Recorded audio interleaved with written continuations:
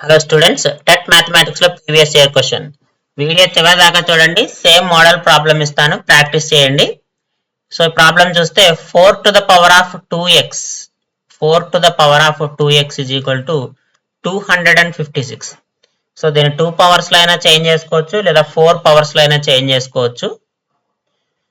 So ఇక్కడ 2 square whole to the power of 2x రాసుకుందాము.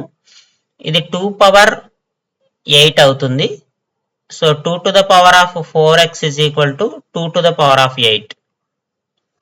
అంటే 4x is equal to 8 అవుతుందమ్మా, x is equal to 2 అవుతుంది. ఇక్కడ 4 powers లో కూడా మార్చుకోవచ్చు.